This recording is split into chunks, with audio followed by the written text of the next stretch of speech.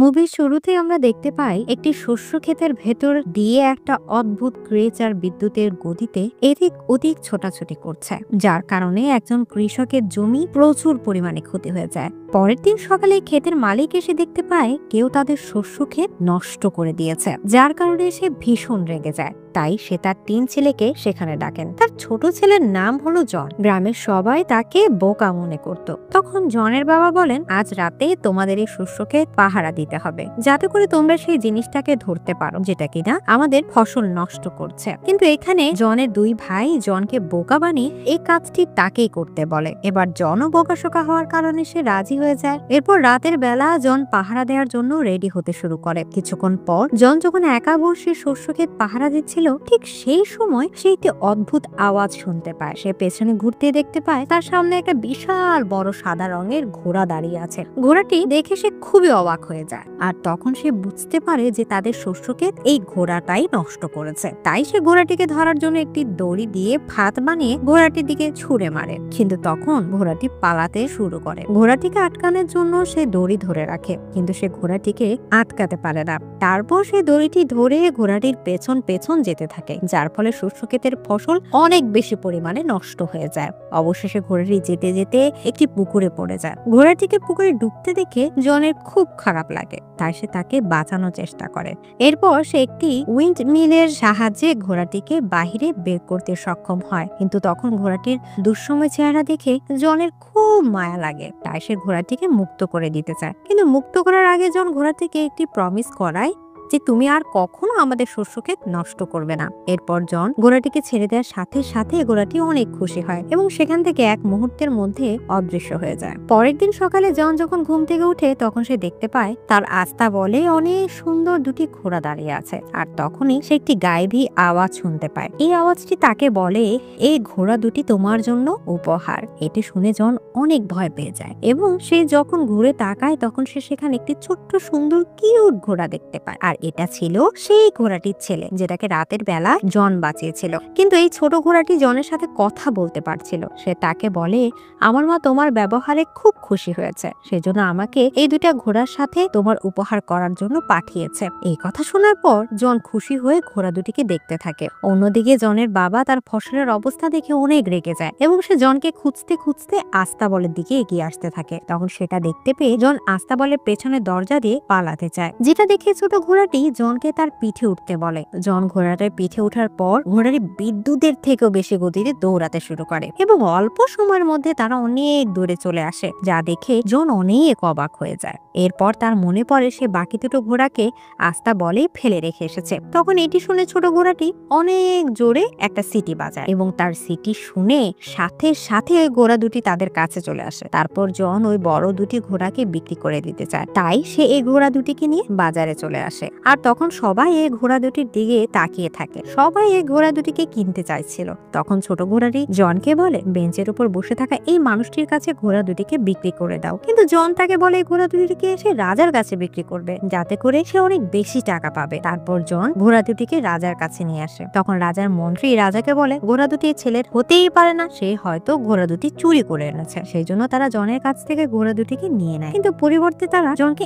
1 টাকাও দেয় না। তখন জনের মন খারাপ হয়ে যায়। এটা দেখে ছোট ঘোড়াটি আবার সিটি বাজায়। এদিকে ওই ঘোড়া 2টি রাজার গাড়ি টানছিল। তখন সে ঘোড়া 2টি সিটি শুনে জনদের কাছে আসতে শুরু করে, যে কারণে রাজার গাড়িটা আটার বস্তার উপর পড়ে যায়, যার ফলে রাজার পুরো চেহারা মিস্টার বিনের মতো হয়ে যায়। কিন্তু রাজা প্রজাদের সামনে জনকে কিছুই বলে না, কারণ এতে জনের কোনো দোষ ছিল না। তারপর রাজা জনকে ঘোড়া 2টির দাম দিতে চায়। তখন মন্ত্রী রাজাকে বলে, জনকে আমাদের সাথে কাজে রেখে দেন, যেন আমরা তার কাছ থেকে এই অপমানের বদলা নিতে পারি। এরপর রাজা জনকে এই ঘোড়া 2টি দেখাশোনার কাজে রেখে দেয়। জনও এই কাজ করার জন্য রাজি হয়ে যায়। আস্তে আস্তে জনের ভালো পরিশ্রম ও বুদ্ধি দেখে সবাই জনকে ভালোবেসে ফেলে, যেটা কিনা রাজার মোটেই ভালো লাগে না। তখন রাজার মন্ত্রী রাজাকে বলে, জনকে এমন কোনো কাজ দিতে হবে যেটা সে করতে পারবে না, আর এটার পরিবর্তে আমরা তাকে মেরে ফেলবো। সে আরো বলে, জনকে আপনি ফায়ার বার্ড আনতে বলুন। আজ পর্যন্ত এই ফায়ার বার্ডের কাছে কেউ যেতে পারেনি, আর জনও এই ফায়ার বার্ড নিয়ে আসতে পারবে না। আর না আনতে পারার কারণে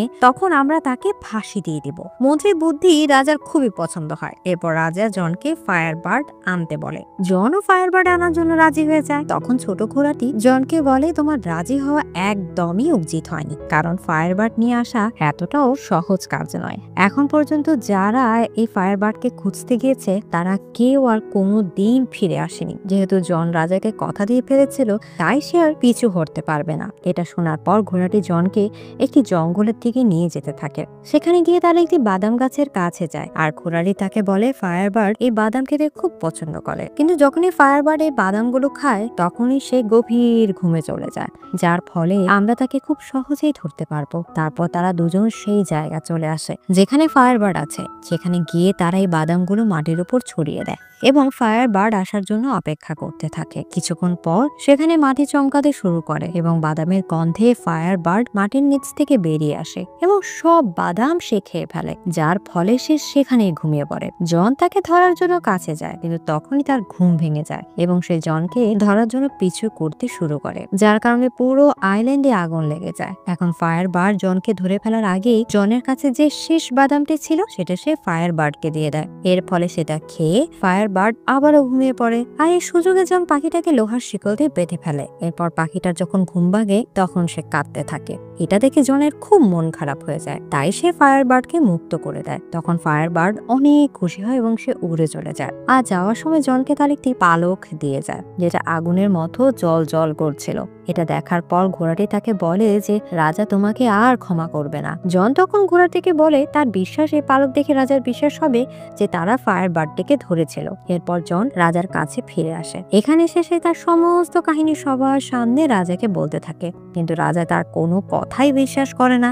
তখন জন রাজাকে ফায়ারবার্ডকে পালক দেখায়, কিন্তু সেটা সেই সময় আগুনের মতো জলজল করছিল না। সেজন্য রাজা বলে জনকে মৃত্যুদণ্ড দেওয়া হবে। তারপর জনকে ফাঁসি দেওয়ার জন্য সবাই প্রস্তুত হয়ে যায়। আর তখনই জনকে বাঁচানোর জন্য সেখানে ফায়ারবার্ড চলে আসে, আর সেখানে থাকা লোকজন ফায়ারবার্ডকে দেখে অনেক খুশি হয়ে যায় এবং তারা জনের কথাও বিশ্বাস করে নেয়। তাই রাজা তাকে আর শাস্তি দিতে পারে না এবং সে না চাইতেও জনকে প্রমোশন করতে বাধ্য হন। আর এই ঘটনাটি রাজাকে আরো বেশি রাগে তোলে। তাই সে মনে মনে ঠিক করে নেয় যে কোনো উপায় হোক জনকে খুন করতে হবে। তখন রাজার মন্ত্রী রাজাকে আবারও পরামর্শ দিতে থাকে। সে রাজাকে বলে জনকে এবার আপনি বরফের দেশে রাজকুমারীকে নিয়ে আসতে বলো, আর সে কোনোভাবেই রাজকুমারীকে নিয়ে আসতে পারবে না। তাই তখন আমরা জনকে মেরে ফেলবো, আর যদিও সে রাজকুমারীকে নিয়ে আসে তাহলে আপনি তাকে বিয়ে করে নেবেন। মন্ত্রীর এই কথাগুলো রাজার খুব পছন্দ হয়, তাই রাজা জনকে সেখানে যাওয়ার জন্য বলেন। জনও সেখানে যাওয়ার জন্য রাজি হয়ে যায়। এরপর জন তার ঘোড়াটিকে নিয়ে বরফের দেশে চলে আসে। সেখানে তারা একটি বিশাল বড় পাহাড়ে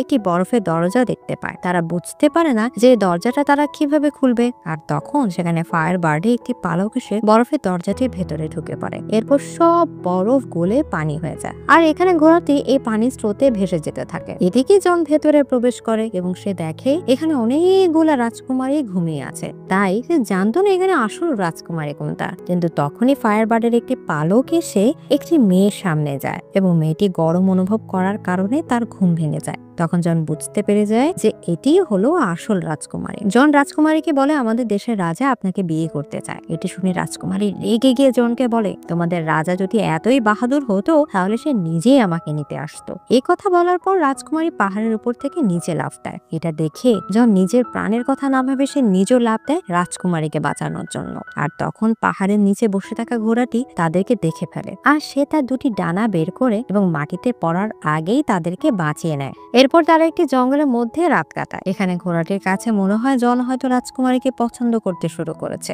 তাই সে জনকে বলে যদি রাজা এই ব্যাপারে জানতে পারে তাহলে তোমার জন্য সমস্যা আরো বেড়ে যাবে। আর সেই সময় রাজকুমারী গোপনে তাদের কথা শুনে ফেলে, আর তার কাছেও মনে হয় যে সেও জনকে পছন্দ করতে শুরু করেছে। পরের দিন সকালে জন রাজকুমারীকে নিয়ে রাজ্যে ফিরে আসে, আর সেখানে থাকা লোকজন সুন্দর এই রাজকুমারীকে দেখে সবাই জনের প্রশংসা করতে শুরু করে। কিন্তু রাজা যখন জনকে জীবিত দেখতে পায় তখন তার রাগ আরো বেড়ে যায়, কারণ সে এবারও জনকে মারতে পারবে না। এরপর আমরা দেখতে পাই রাজা রাজকুমারীকে বলছে আমি তোমাকে বিয়ে করতে চাই। তখন রাজকুমারী রাজাকে বলে আমি ততক্ষণ পর্যন্ত বিয়ে করব না যতক্ষণ পর্যন্ত আমার দাদিমার হারিয়ে যাওয়া আংটি খুঁজে পাওয়া যায়। সে আংটিটি একটি সমুদ্রে হারিয়ে দিয়েছিল। এই কথা শুনে রাজা ভাবতে থাকে এটা কিভাবে পাওয়া সম্ভব। আর তখনই সেখানে জন চলে আসে এবং রাজা তাকে সেই হারিয়ে যাওয়া আংটিটি খোঁজার দায়িত্ব দিয়ে দেয়। কিন্তু জন জানতো না আসলে এই আংটিটি সমুদ্রের ঠিক কোথায় আছে। তাই জন ঘোড়াটিকে সেই আংটি সম্পর্কে জিজ্ঞেস করে, কিন্তু ঘোড়াটিও এই আংটি সম্পর্কে কিছুই জানতো না। সেজন্য ঘোড়াটি তার মায়ের সাহায্য নেয়। তখন তার মা তাকে বলে এই আংটিটি একটি বিশাল তিমি মাছের পেটে আছে, আর সেই তিমি মাছটি আছে সমুদ্রের গভীরে একটি দ্বীপের মধ্যে। আর এই কথা শোনার পর জন ঘোড়াটির সাথে সেই দ্বীপে যাওয়ার রওনা দেয়, কিন্তু যেতে যেতে জনের সামনে কিছু পাখি চলে আসে, তাই সে সমুদ্রে পড়ে যায়। আর তখন তারা বুঝতে পেরে যায় তারা সমুদ্রের সেই জায়গাটিতে এসে গিয়েছে যেখানে সেই তিমি মাছটি আছে। জন তখন জলের নিচে অনেকগুলো মোটা মোটা শিকল দিয়ে সেই বিশাল তিমি মাছটিকে আটকে থাকতে দেখে, যার ফলে তিমি মাছটি এক বিশাল আইল্যান্ডে পরিণত হয়েছে। এরপর জন তিমি মাছের কাছে জানতে চায় তোমাকে কে এভাবে আটকে রেখেছে।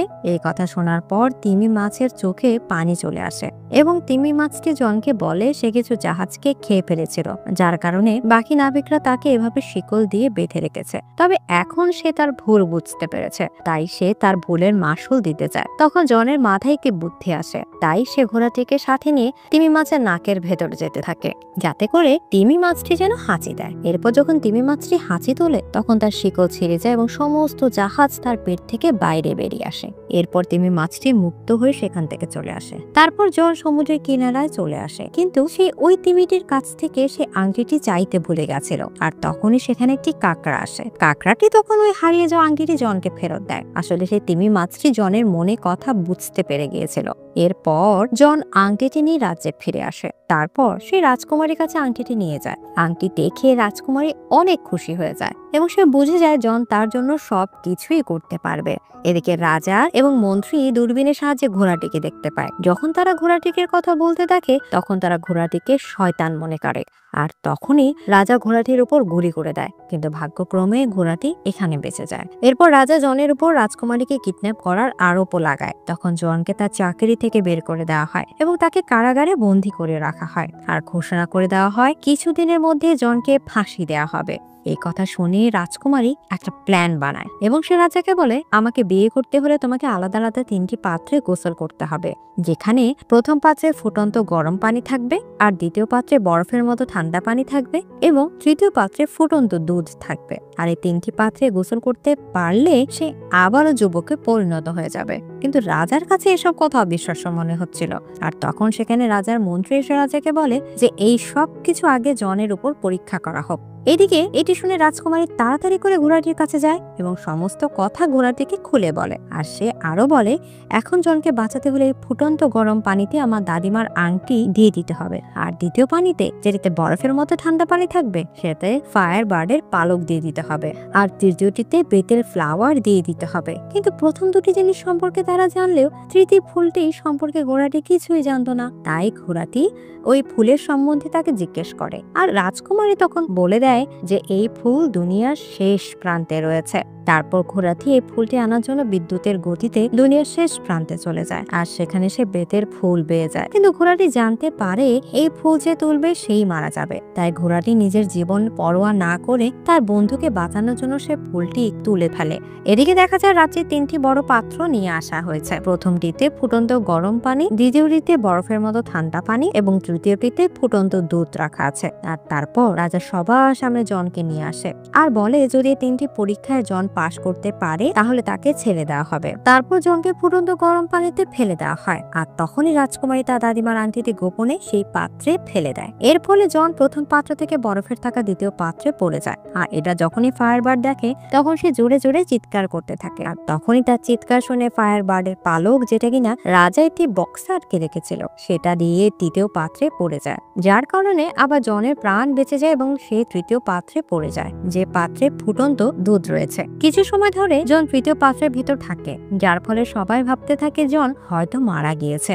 সব প্রজাদের খুব মন খারাপ হয়ে যায়, কারণ তারা সবাই জনকে খুব ভালোবাসতো। আর তখনই সেখানে সেই ঘোড়াটি চলে আসে আর বেতের সেই ফুলটিকে তৃতীয় পাত্রে ফেলে দেন। এরপর জন ফুটন্ত দুধ থেকে একজন রাজকুমারের সাথে বাইরে বেরিয়ে আসে, যা দেখে সব প্রজারা খুব খুশি হয়ে যায়। এটি দেখে রাজা প্রথম পাত্রে লাফ দেয়, আর কিছু সময়ের মধ্যে সে একটি বাবলের ভেতরে বন্দী হয়ে উপরে উঠে আসে, আর সেটা রাজাকে নিয়ে ওখান থেকে চলে যাচ্ছিল, যা থেকে সব প্রজারা হাসতে শুরু করে, কারণ এই রাজাকে তারা কেউ খুব একটা পছন্দ করতো না। এরপর সবাই জনকে এখানকার রাজা বলে মেনে নেয়। তারপর জনও রাজকুমারীকে বিয়ে করে নেয়। এদিকে ঘোড়াটিকে দেখানো হয় সে ভাবতে থাকে সে হয়তো আর বাঁচবে না, কিন্তু তখন রাজকুমারী তাকে বলে তুমি মারা যাবে না, এটা একটি পরীক্ষা ছিল যাতে তুমি পাশ করে ফেলেছো। আর এখানেই এই মুভিটি শেষ হয়ে যায়। তো বন্ধুরা, মুভিটি কেমন লাগলো অবশ্যই কমেন্ট করে জানাবেন এবং চ্যানেলটি সাবস্ক্রাইব করতে ভুলবেন না। তো আবার দেখা হবে নতুন ভিডিওর সাথে, নতুন কোনো